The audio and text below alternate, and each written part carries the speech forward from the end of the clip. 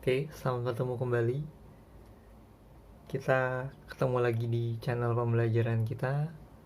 Sekarang saya akan membahas bab pertama dari fisika kelas 11, yaitu dinamika rotasi. Kadang bab ini digabungkan dengan keseimbangan benda tegar. Hanya saja, saya rasa kalau digabungkan nanti terlalu banyak, terlalu rumit, jadi saya bisa saja. Apa yang dimaksud dengan dinamika rotasi? Di kelas 10, kita sudah belajar mengenai dinamika dasar, yaitu hukum-hukum Newton, usaha dan energi, impuls dan momentum. Tapi kita belajar itu untuk benda-benda yang gerakannya cenderung linear atau translasi.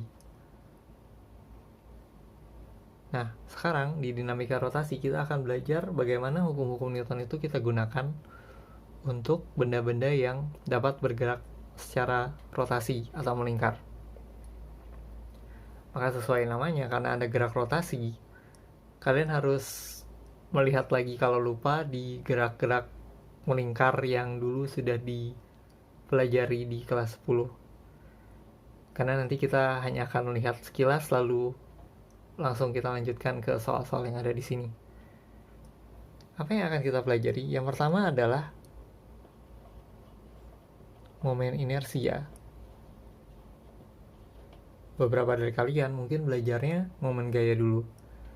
Tapi saya lebih suka ke momen inersia dulu karena lebih gampang. Apa itu momen inersia? Momen inersia itu adalah besaran yang menyatakan massa benda berputar yang terdistribusi sepanjang sumbu dari sumbu rotasinya, di mana dia dirumuskan sebagai I sama dengan sigma M R kuadrat. Sigma itu jumlah, M ini massa, R ini jarak terhadap sumbu. Kalau bendanya memiliki bentuk yang spesifik, maka rumusnya akan jadi I sama dengan KMR kuadrat, dengan K adalah konstanta. Contohnya untuk silinder pejal, maka nilai K-nya adalah setengah.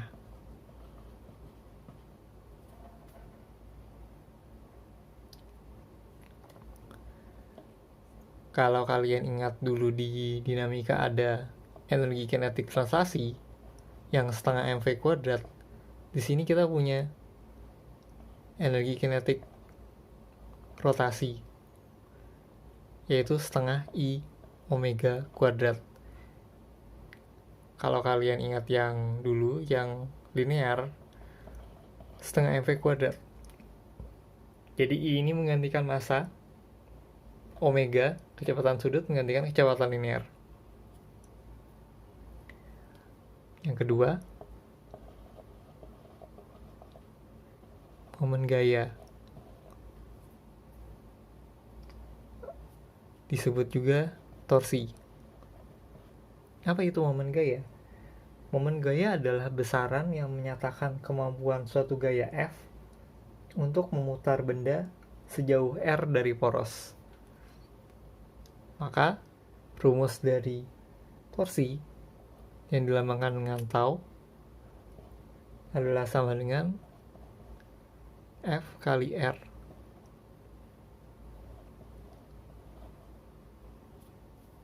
sin theta. Kenapa ada sin theta-nya? Sebenarnya sin theta ini adalah kondisional, jadi bisa dipakai bisa tidak. Tapi kenapa bisa kondisional seperti itu? Nanti kita lihat. Yang ketiga, jadi ada beberapa besaran-besaran rotasi. Momentum sudut dilakukan dengan L dan rumusnya adalah I kali omega. Kalau ada momentum sudut, dulu kalian kenal momentum dan ada hukum kekalan momentum. Sekarang ada yang namanya hukum kekekalan momentum sudut, di mana L1 sama dengan L2. I1 omega 1 sama dengan I2 omega 2. Dan yang ketiga adalah hukum kekalan energi mekanik.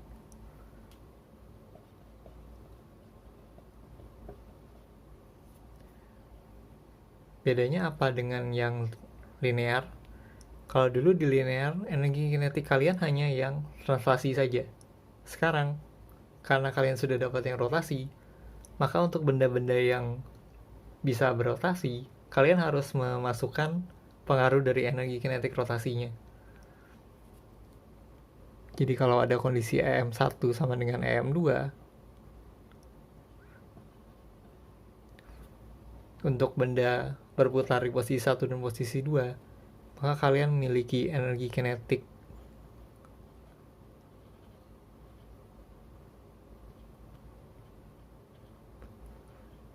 untuk benda 1 yang translasi, untuk benda ke-1 juga di posisi 1,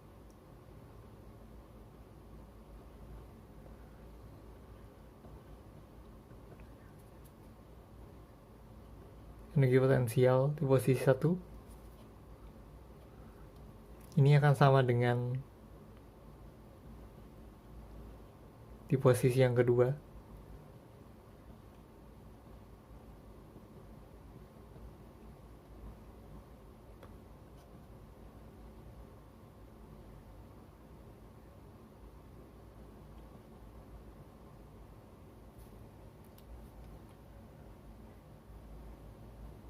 Oh ya, ini bendanya sama, jadi ini juga M1, tidak usah pakai indeks.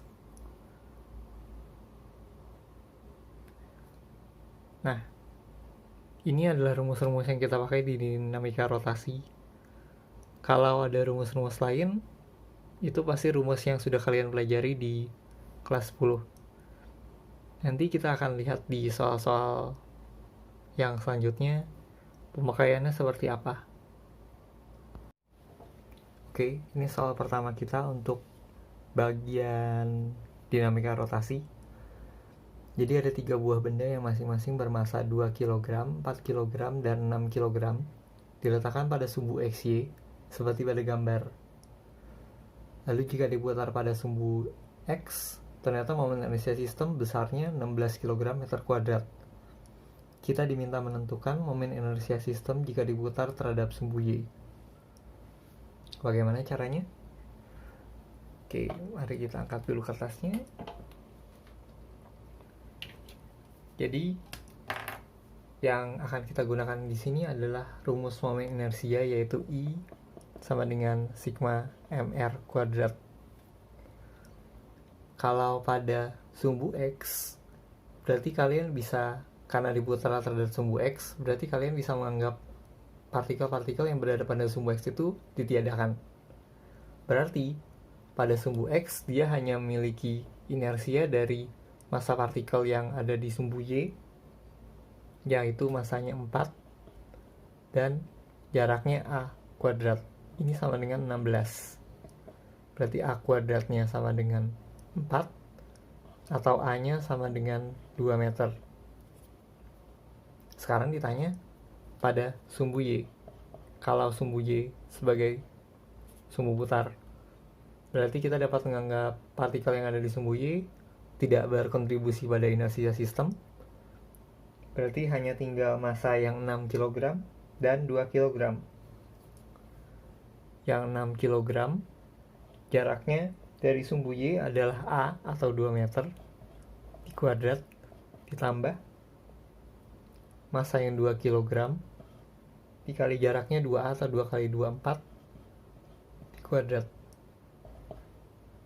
2 kuadrat 4 kali 6, 24 ditambah 16 kali 2, 32. Atau hasilnya adalah 56 kg meter kuadrat.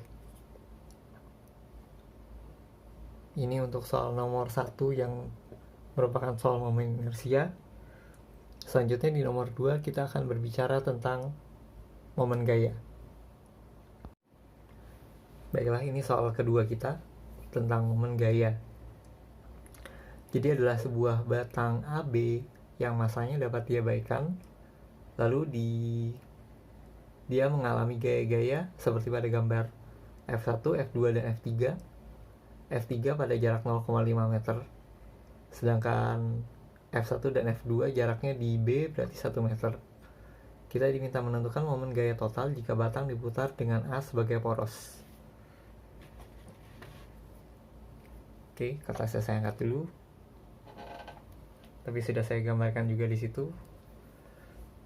Apa yang harus kita lakukan pertama-tama?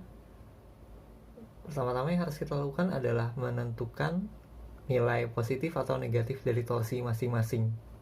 Jadi di situ ada torsi tau 1, tau 2, dan tau 3 sesuai dengan gayanya masing-masing. Bagaimana menentukan positif negatifnya?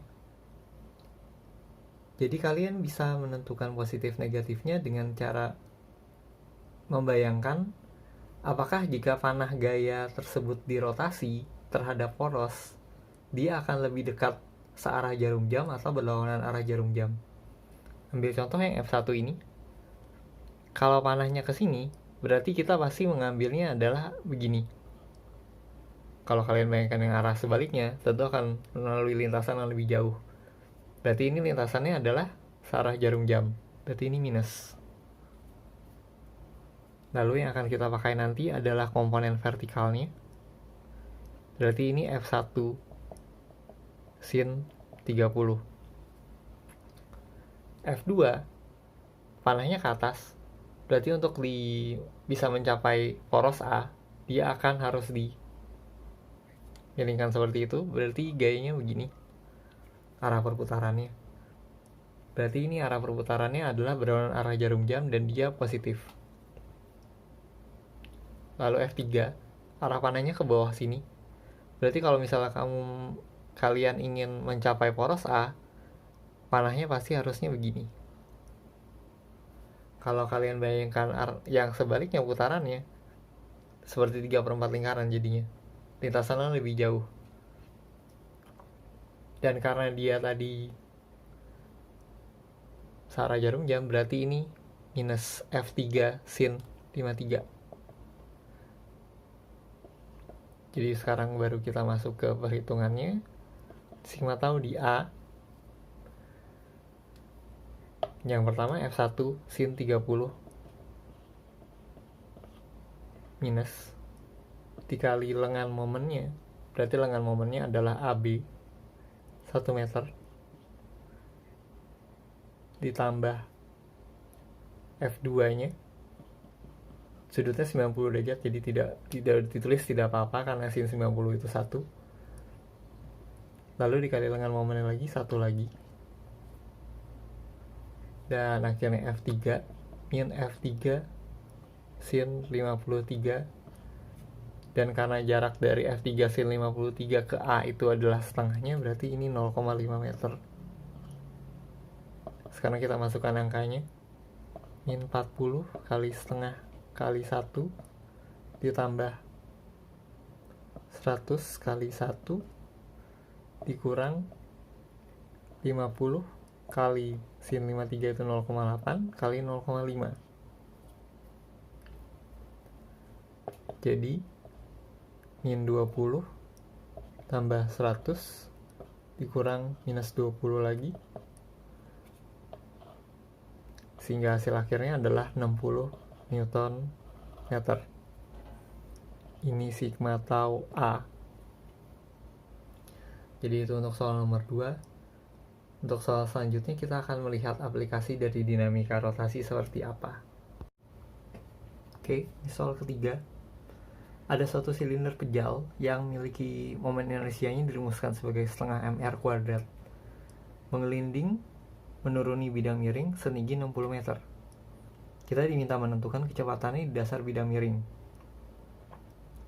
Dan petunjuknya adalah kita diminta menggunakan nilai G sebesar 9,8 meter per second kuadrat.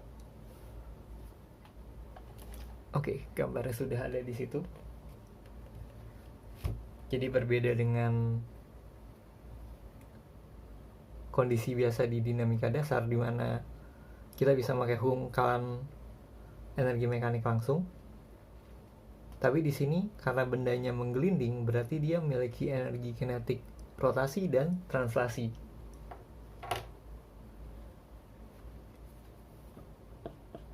Awalnya tetap energi mekanik di puncak sama dengan energi mekanik di dasar. Ini nomor 3. Di puncak, dia hanya memiliki energi potensial. Dan ini akan sama dengan biasanya. MGH saja. Sedangkan di sini dia memiliki energi kinetik yang biasa, setengah mv kuadrat dan setengah I omega kuadrat dari rotasinya. Sekarang ini tetap dulu, karena kita tahu I itu rumusnya adalah mr kuadrat, sedangkan omega itu adalah V per R, maka ini V kuadrat per R kuadrat, maka ini bisa kita hilangkan. Lalu kalau kalian lihat di sini masanya sama, karena masanya sama dan ada di setiap ruas, maka kita bisa hilangkan juga, sehingga GH sama dengan setengah V kuadrat tambah setengah V kuadrat.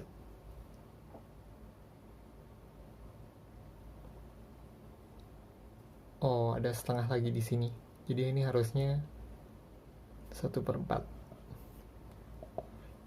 2/4 tambah 1/4, 3/4. Berarti kalau kita ingin mencari V-nya, itu akan menjadi V sama dengan 4/3 GH lalu diakar.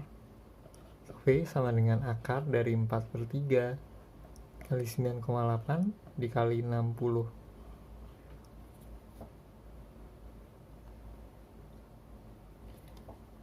Ini bisa kita coret jadi 20. 20 kali 9,8 itu 196. Atau ini sudah bisa diakarkan masing-masing, 2 kali 14, 28 meter per second. Jadi ini pembahasan untuk yang nomor 3. Selanjutnya kita lihat soal yang lain di nomor berikutnya. Oke, ini soal nomor 4. Di soal ini kita diminta menentukan percepatan sistem dan tegangan tali dari sebuah sistem katrol. Katrolnya silinder pejal dengan inersianya setengah mr kuadrat, sedangkan massa benda A 6 kg, massa benda B 3 kg, massa katrolnya 2 kg, dan jari-jarinya 10 cm. Oke, jadi bagaimana kita akan mengerjakannya? Soalnya lihat dahulu. Ya, seperti yang kalian lihat di situ, itu adalah diagram benda bebas yang sudah kalian pelajari di kelas 10. Dan ya, seperti di kelas 10 kita akan menuliskan hukum Newton untuk masing-masing benda. Yang ini, benda A bergerak ke bawah, berarti untuk sigma FYA sama dengan MAA. Bergerak ke bawah berarti MAG-nya positif, min TA sama dengan MAA. Berarti TA-nya adalah MAG min MAA. Benda B, sigma FYB sama dengan MBA. Tapi berbeda dengan benda A, dia bergerak ke atas. Berarti TB-nya yang positif.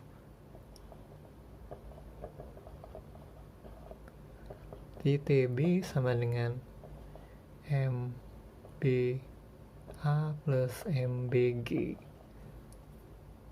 Sekarang untuk katrol, kalian bisa lihat di situ, kalau tadi TA dan TB dua-duanya arahnya ke atas, maka di katrol dua-duanya arahnya ke bawah. Lalu di sini TB dia bernilai negatif karena ini putarannya terhadap poros katrol searah jarum jam, sedangkan TA-nya positif karena dia berlawanan arah jarum jam. Begitupun arah gerakan katrol, karena dia turun ke bawah, maka ini juga terhadap poros di sini berlawanan arah jarum jam positif. Sekarang karena katrol itu berotasi, maka di sini kita memakai bukan sigma F tapi sigma torsi, yaitu sama dengan I kali alfa. Kalian bisa lihat di sini bahwa torsi itu identik dengan gaya di linear, inersia dengan massa di linear, percepatan sudut dengan percepatan linear. Sigma tau-nya bisa kita masukkan, berarti itu TA min TB dikali R, karena jarak masing-masing tegangan tali pada poros adalah R, sama dengan I-nya setengah MR kuadrat dikali A per R. Itu bisa kita coret masing-masing. TA dan TB bisa kita gantikan langsung, MAG min MAA min MBA min MB sama dengan setengah M katrol. Sekarang kita hanya tinggal perlu mengelompokkan, berarti MA min MB G itu sama dengan yang A nya dibawa semua ke kanan, berarti menjadi positif, MA plus MB plus setengah MK A. Berarti A nya adalah MA min MB per MA plus MB plus setengah MK kali G. Kita masukkan angkanya. Massa A nya 6 kurang 3 per kali 10, 6 tambah 3 tambah setengah kali 2, 6 tambah 3 9 tambah 1 10, bisa dicoret sama ini, maka sisanya tinggal 6 kurang 3 meter per second kuadrat. Selanjutnya kita masukkan masing-masing. Ini 6 kali 10 dikurang 6 kali 3, 60 dikurang 18, 42 Newton. Sedangkan TB nya 3 kali 3 tambah 3 kali 10, 9 tambah 39 Newton.